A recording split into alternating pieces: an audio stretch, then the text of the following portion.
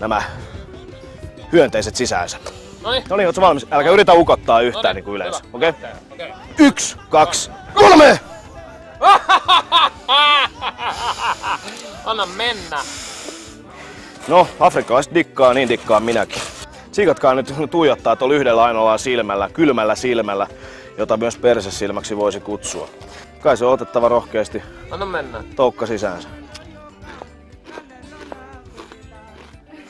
No. So good! Onhan mielettömän hyvin. Älä viitti. Onhan. No paskasia. Hei Ahvenanmaalle teille kaikille AB Chips Oyn pörssiosakkaille terveisiä. Teillä ei ole mitään saumaa maailmanmarkkinoilla ennen kuin käytte 1000-jalkaista bisneksiin. Onhan Älä mielettömän. viitti nyt. Onhan mielettömän hyviä.